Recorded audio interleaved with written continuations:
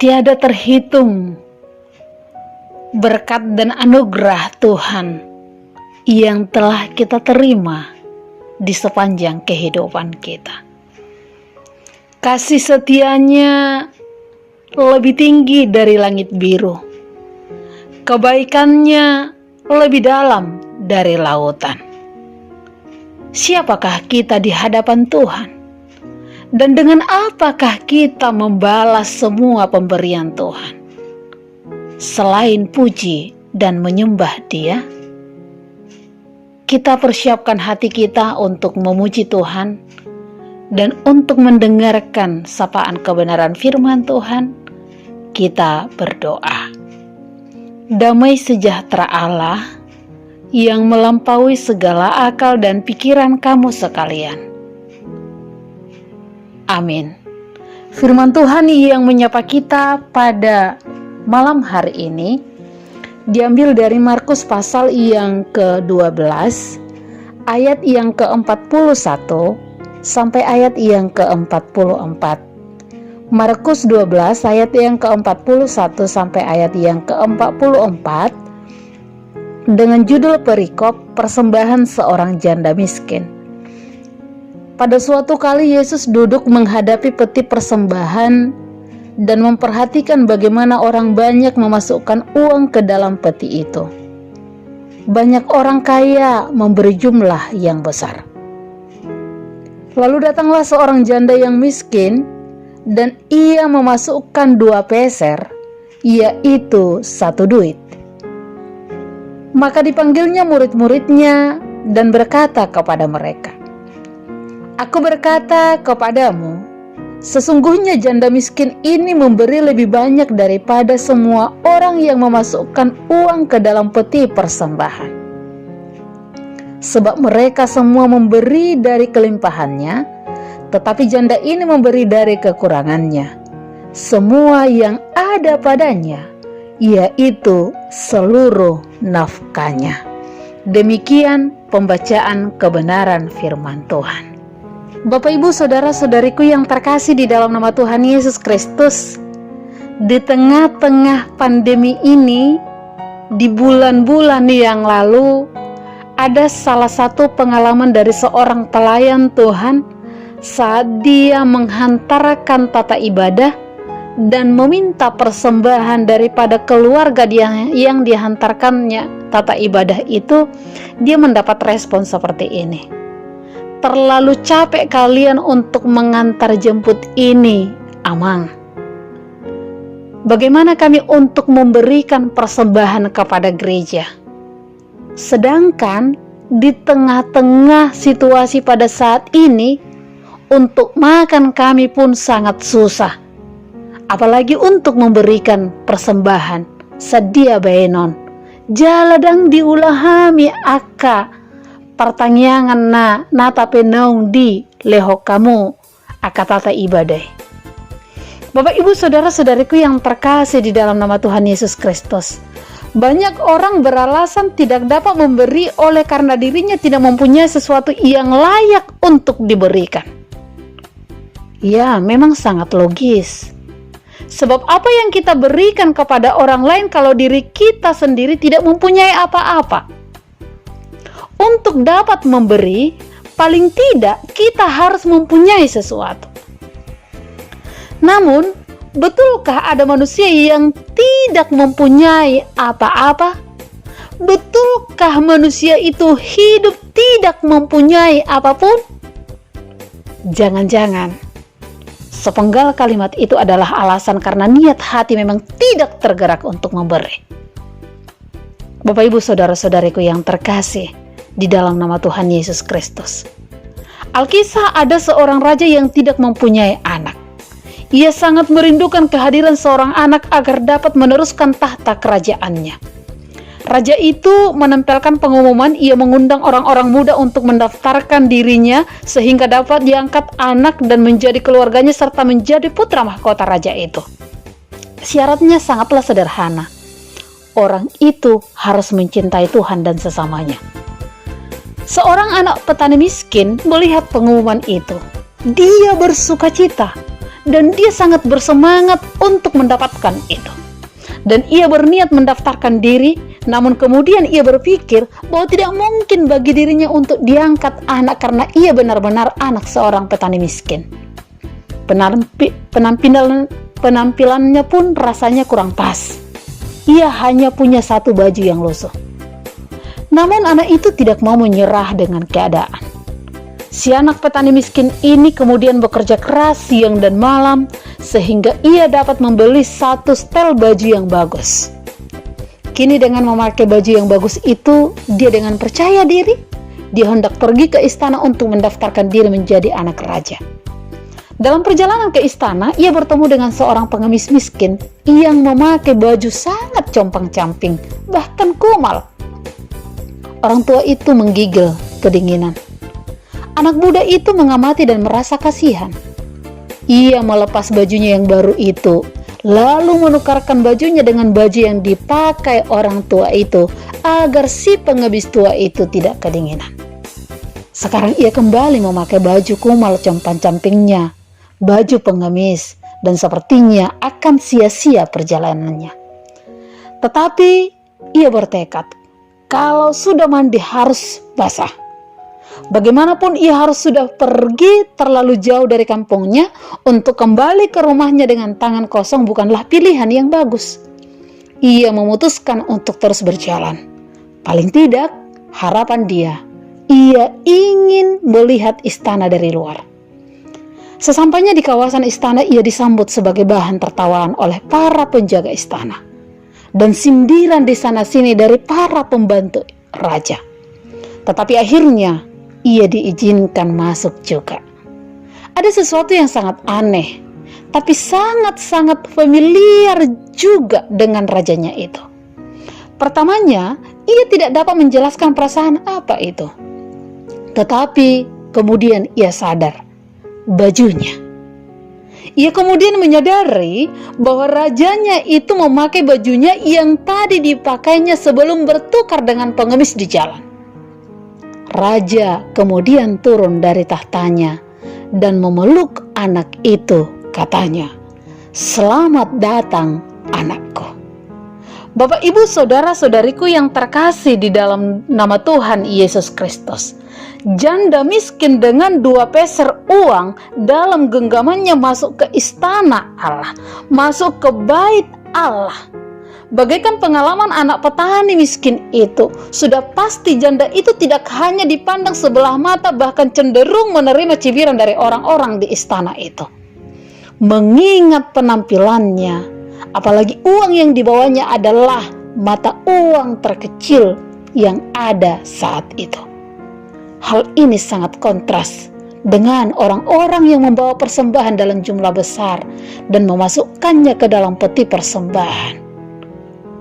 Kadamang day nang nahinaholongan di bagasan guarni Tuhata Tuhan Yesus Kristus. Namun di luar dugaan, Yesus yang melihat peristiwa itu memberikan penghargaan, menghargai pemberian daripada janda itu. Kita lihat di ayat yang ke-44. Aku berkata kepadamu, sesungguhnya janda miskin ini memberikan lebih banyak daripada semua orang yang memasukkan uang ke dalam peti persembahan. Sebab mereka semua memberi dari kelimpahannya, tetapi janda ini memberi dari kekurangannya, semua yang ada padanya, yaitu seluruh nafkahnya. Mengapa Bapak Ibu saudara-saudariku yang terkasih, Yesus justru mengapresiasi pemberian daripada janda miskin ini? Janda miskin ini memberikan persembahan dari semua yang dia miliki. Dia memberikan 2 peser. Artinya, jika dia mau memberikan lebih sedikit masih bisa dia lakukan.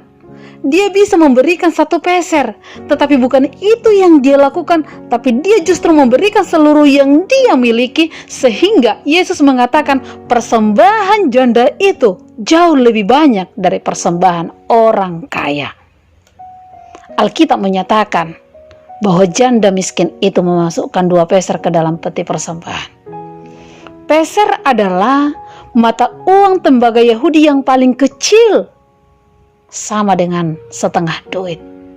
Ditinjau dari sisi nilai uang, persembahan janda miskin tersebut memang sangat kecil dibandingkan dengan persembahan orang kaya itu. Namun jika ditinjau dari sisi kemampuan, pemberian janda miskin itu sangat besar sekali. Karena apa? Janda itu memberikan dari kekurangannya semua yang ada padanya, yaitu seluruh nafkahnya. Bapak Ibu saudara-saudariku yang terkasih, dia orang yang miskin, orang yang setiap saat masih berjuang untuk mengatasi kebutuhan hidupnya.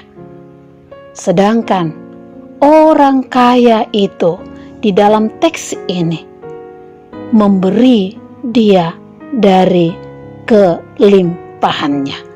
Boleh dikatakan Bapak Ibu saudara-saudariku yang terkasih, orang kaya itu memberikan dari sisa-sisanya. Kalau di bahasa Batak idokon lobi-lobi nasida. Bapak Ibu saudara-saudariku yang terkasih di dalam nama Tuhan Yesus Kristus, Yesus memperhatikan, Yesus menilai setiap orang yang memberikan persembahan. Dan penilaian Yesus tentang persembahan itu bukan berdasarkan jumlah persembahan banyak atau sedikit, tetapi Yesus menilai berdasarkan motivasi seseorang itu di dalam memberikan persembahan. Ketika kita memberikan persembahan kepada Yesus, kita harus memperhatikan bagaimana motivasi kita, bagaimana cara kita untuk memberikan persembahan. Banyak orang berpikir, banyak orang yang beranggapan, kalau dia memberikan persembahan dalam jumlah yang banyak, sudah pasti berkenan di mata Tuhan. Sehingga Yesus mengatakan kepada murid-muridnya bahwa persembahan janda miskin itu lebih banyak dari semua yang memasukkan uang ke dalam peti persembahan. Bapak Ibu saudara-saudariku yang terkasih di dalam nama Tuhan Yesus Kristus, Tuhan mengajarkan kita mengapa kita harus memberikan persembahan dan bagaimana cara kita untuk memberikan persembahan. Mengapa kita harus memberikan persembahan? Jawabannya adalah karena Tuhan sendiri yang memerintahkannya dan yang menetapkannya dalam peraturan tentang kebaktian. Boleh kita lihat itu dalam Keluaran 20 ayat yang ke-24. Yang kedua, mengapa kita harus memberi persembahan? Karena Tuhan mengindahkan dan menghargai persembahan manusia. Kejadian 4 ayat yang ke-4. Dan sejak permulaan Alkitab sudah memberitahukan bahwa manusia telah mengenal dan mempersembahkan hasil pekerjaannya atau harta miliknya kepada Tuhan. Dan yang ketiga, mengapa kita harus memberikan persembahan sebagai pengucapan syukur kepada Allah? Efesus 5 ayat yang ke-20, Kolose 2 ayat yang ke-7. Di dalam hidup kita ini, kita telah banyak menerima berkat dan telah merasakan bagaimana pemeliharaan Tuhan. Bahkan Tuhan telah mempersembahkan dirinya di dalam kematian, mengorbankan dirinya di dalam kematian di kayu salib untuk memberikan kepada kita, mengaruniakan kepada kita pengampunan dosa dan hidup yang kekal bagi kita. Sebagai anak-anak Allah, sebagai anak-anak Tuhan, adalah suatu kewajiban bagi kita untuk mengucap syukur atas kebaikan Tuhan itu. Bagaimana kita untuk memberikan persembahan? Dalam teks ini kita bisa belajar, yaitu harus dengan motivasi yang benar, berdasarkan keterbukaan hati. Bagaimana kita untuk memberi persembahan? Alkitab mengajarkan kepada kita sikap dan motivasi yang diajarkan oleh firman Tuhan dalam memberikan persembahan itu adalah harus di dalam kekudusan, yaitu dengan mempersembahkan yang kudus. Maleakhi 1 ayat 6-8. Yang kedua, dengan iman dan kesadaran bahwa semua yang kita miliki berasal dari Tuhan, sehingga kita wajib memberikan yang terbaik untuk Tuhan sebagai persembahan yang kudus yang berkenan kepada Tuhan. Matius 8 ayat 19-21. Yang ketiga, memberikan persembahan dari hati yang tulus dan penuh syukur. Kita memberi kepada Tuhan bukan kalau kita hidup berkecukupan atau berkelebihan. Pada saat kekurangan pun kita wajib beribadah, memberi persembahan karena Tuhan berkenan atasnya. Kalau memberi dengan hati yang tulus dan penuh ucapan syukur, maka kita akan memberi sekalipun dari kekurangan kita. Seperti teks kita pada saat ini, seorang yang janda yang tinggal hanya 2 peser, dia berikan semuanya kepada Tuhan. Yang kelima, yang keempat, mempersembahkan dengan hati yang bersukacita. 2 Korintus 9 ayat yang ke-6 sampai yang ke-8. Dan yang terakhir, kita harus mengutamakan untuk Tuhan dengan mempersembahkan yang sulung, yang terbaik. Kejadian 4 ayat yang ke-4.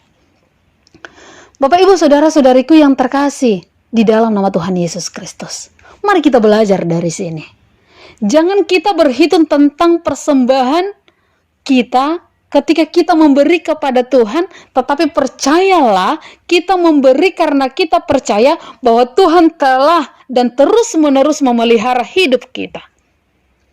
Maka mari kita persembahkan yang terbaik bagi Tuhan. Janda miskin itu memberikan persembahannya sebagai korban karena tidak ada lagi uang padanya untuk membeli makanan pada hari itu. Janda miskin itu artinya adalah janda miskin itu menggantungkan, menyerahkan hidupnya di bawah pemeliharaan Tuhan, walaupun dia tidak memiliki apa-apa lagi. Dia tidak merasa khawatir karena dia percaya bahwa Tuhan tidak akan membiarkan dia, tetapi Tuhan akan menolong dia. Bapak, Ibu, saudara-saudariku yang terkasih di dalam nama Tuhan Yesus Kristus, dari nats ini kita belajar, mengajak kita bagaimana kita semua di dalam memberikan persembahan secara totalitas, mengasihi Tuhan. Aku memberikan persembahan untuk Tuhan. Mari kita memberikan persembahan kita kepada Tuhan. Ingat, persembahan itu tidak hanya persoalan uang. Persembahan itu bisa juga nyanyian, lagu pujian. Persembahan itu juga bisa waktu. Persembahan itu juga bisa hasil pekerjaan kita. Persembahan itu juga bisa talenta kita, kemampuan kita, ilmu pengetahuan kita, tenaga kita, dan lain-lainnya. Kita harus percaya bahwa Tuhan akan terus memelihara hidup kita. Jangan pernah takut. Bahkan di dalam kekurangan sekalipun, mari kita memberikan diri kita sebagai persembahan yang terbaik bagi Tuhan. Ingat Bapak, Ibu, saudara-saudariku yang terkasih, dalam Roma 12 ayat yang pertama jelas dikatakan, persembahkanlah tubuhmu sebagai persembahan yang hidup, yang kudus, yang berkenan kepada Allah. Itu adalah ibadahmu yang sejati. Tuhan mengingatkan kita pada saat ini. Mungkin di situasi yang sulit pada saat ini tidak menjadi alasan kita untuk tidak beribadah, tidak menjadi alasan kita untuk tidak memberikan persembahan. Ingat, persembahan itu bukan sebatas uang. Jelas saya katakan di sini tadi, persembahan itu bisa pujian, nyanyian, waktu kita, tenaga kita, ilmu kita, diri kita, hasil kerja kita, dan lain sebagainya, dan lain sebagainya. Tapi bukan berarti Tuhan alergi dengan persembahan yang banyak. Tidak. Tetapi kita diajarkan di sini, saat kita memberi kepada Tuhan, mari itu didasari dengan motivasi yang benar. Melalui kisah janda ini, melalui kisah janda yang miskin ini, Tuhan menekankan bahwa selain melihat sikap ataupun motivasi, Tuhan juga mengingatkan agar dalam memberi persembahan kepada Tuhan, hendaknya kita memberi yang terbaik dari yang kita miliki. Bukan asal-asalan, bukan sisa-sisa harta kita. Jangan kita memberi hanya karena itu kecil. Janda miskin itu memberi dari seluruh nafkahnya. Semua yang ia miliki dipersembahkan kepada Tuhan. Inilah yang disebut dengan korban. Bapak Ibu saudara-saudariku yang terkasih di dalam nama Tuhan Yesus Kristus, mari kita berikan yang terbaik untuk Tuhan, karena semua yang kita miliki berasal daripada Tuhan. Bukan hanya uang yang bisa kita persembahkan kepada Tuhan, tapi juga waktu kita, hidup kita, pengetahuan kita, talenta kita, dan lain sebagainya, dan lain sebagainya. Bila seorang janda miskin itu mempersembahkan semua miliknya, itu berarti ia mempercayakan hidupnya kepada Tuhan. Ia percaya bahwa Tuhan akan memelihara hidupnya dan memenuhi kebutuhannya. Bagaimana dengan kita, Bapak Ibu saudara-saudariku yang terkasih? Ingatkah kita dengan satu lagu dalam buku ND nomor 204?